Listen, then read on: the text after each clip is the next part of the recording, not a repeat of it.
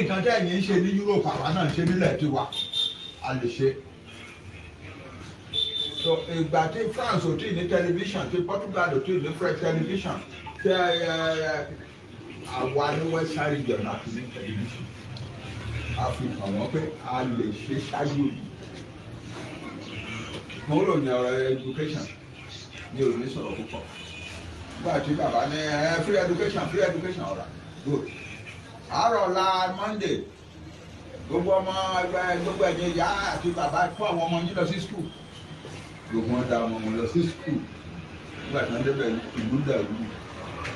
Ìwọ́n kì í ṣe nǹkan tó wà nínú ìwé pé ká máa retí iye ọmọ tó ní ká máa retí ló wá.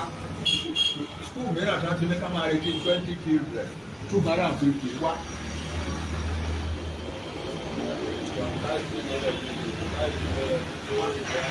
Èyí wá dàrú. Àwọn èèyàn wá bẹ̀ sí advice pé bàbá ẹ jẹ́ ká stop ọ̀rọ̀ free education yìí ká lọ tún rò àti fàárọ̀ ọ̀nà ó ṣe stop wọ̀. Àwọn ọmọ ti bẹ̀rẹ̀ sí free school bẹ̀rẹ̀ náà nìyẹn. Wọ́n bẹ̀ sí wá ṣètò oríṣiríṣi. Wọ́n bẹ̀ sí wá kọ́lé kéékèèké ní schools as well. Today we are on record as being the only black people with only free education. That's how your country must be. But our country, nǹkan tó bá wo ẹ̀yin ló gbọ́dọ̀ wo àwọn leader yín. Iṣẹ́ bí ti Nàìjíríà. Nǹkan tó ẹ bá fẹ́ nílùú yìí. Nǹkan tó àdẹ fẹ́ nílùú yìí wá is to become a great country. High tech, prosperity, every young person opportunity to start a business of your own. Nǹkan tí kan tó wá gbọ́dọ̀ gbé nǹkan tó máa wù wá nìyẹn. Ìṣòro pé à ń ṣètò wípé abẹ́rẹ́ mọ́tò ńláńlá fún ẹjọba òwúrọ̀ ra mọ́tò fún ẹnikẹ́ni. Náà bá dìbò fún ẹ nílùú ẹ̀ tán ní kó máa lọ sí Ìbàdàn lọ ṣèjọba fún ara ẹ̀rú wa bẹ̀.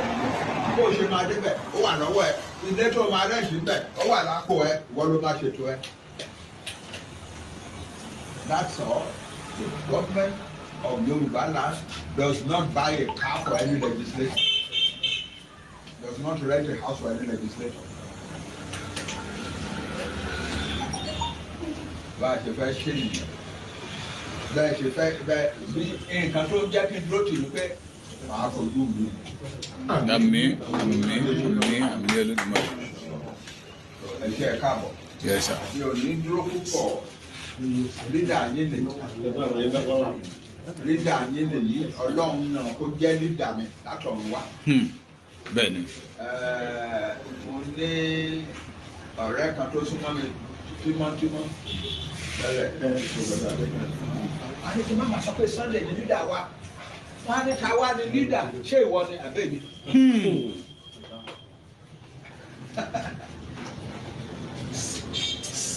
Bàbá wàhálà lè fẹ́ dá sílẹ̀ yẹn pàṣẹ bá sọ pé Sunday ni lídà. Lọ béèrè lọ́wọ́ àwọn ọmọ àwọn ló ní nǹkan wọn. Ta ni lídà yín? Ìgbòho ni. Oní Sunday Ìgbòho náà náà máa dá ẹ lóhùn. So wá kí ló dé sí àwa lára máa ṣe ìjẹ̀ mọ́ wọn lọ́wọ́ ni? Lágbára láti ṣe ìjẹ̀ mọ́ wọn lọ́wọ́. Wọ́n ní lídà wọn nìyẹn, that's their leader. Èmi kí ni position tèmi? Èmi ò kì í ṣe lídà wọn, bàbá wọn lè ní.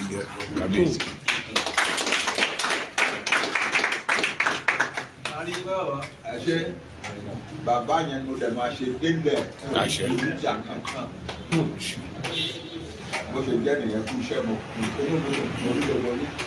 Ẹ káàbọ̀. Ẹ káàbọ̀ ẹ kú mi. Ẹ ṣe ẹ jẹ́ ká wá gbà ní 8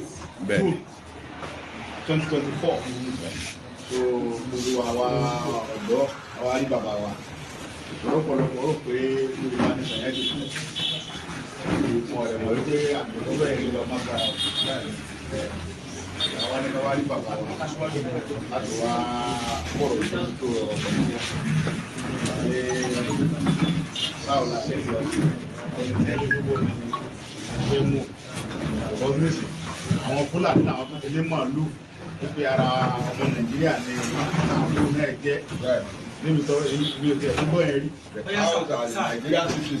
Nígbà tí Fúlàní ń sọ pé màálù náà o Nàìjíríà citizen ẹ rẹ̀ pé wọ́n ti kó wa lẹ́rú láti lè mọ̀ pé màálù ní citizen of Nigeria.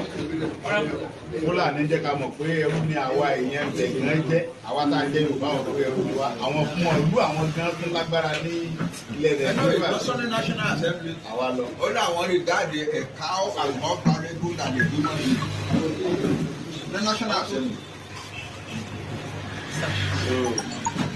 Nínú ìdílé àbúrò gbogbo Yorùbá agbọ́dọ̀ yọ ìdára wa kálẹ̀ mọ̀ kàtà sí ọlọ́dẹ kẹtọ́ fún àwọn ọlọ́dẹ kẹmi yóò kú ẹ̀sẹ̀ tó kú ní pé ẹ̀ tí ẹ̀rẹ̀ nílẹ̀ parẹ́ láṣẹ ẹ̀kú lẹ́nu àmín ẹ̀dẹ̀ gbogbo amọ̀tẹ́ ló mọ́tò kú ìlọ àmín àṣẹ láṣẹ ọlọ́dún káfọ́ wáyé pẹ́pẹ́pẹ́ àmín àṣẹ ẹ̀tọ́ bá ní kẹ́ kú lọ́ máa kú àṣẹ gbogbo àìsàn tí gbìyànjú tí ebi lè sọ̀rọ̀ mọ́ tẹ́yọ̀ kí ni mọ́ tẹ́yọ̀ sọ́nà pọ̀lọ́ mọ́ lọ́wọ́ ní oṣù àmín àṣẹ torí pé ká tó rí irú ẹjọ́ dàgbà tó rí báyìí tó tún wá dúró wá báyìí á ó sọ wọn kan ẹ wá dúró ẹ mọ sọ̀rọ̀ báyìí pé ẹ fẹ́ lọ jí àbọ̀ rí fún àwọn tó jù ní lọ́wọ́ ẹ fẹ́ lọ rí àbọ̀ rere jẹ ẹ dẹ̀ jẹ fún wọn. àṣẹ wà láṣẹ Ọlọ́run àbọ̀ rere yẹn ẹ jẹ fún wọn láṣẹ Ọlọ́run Ọlọ́run tẹ̀ pẹ́ fún wa so ẹnì tó fún wa ní àdúrà ká tó bẹ̀rẹ̀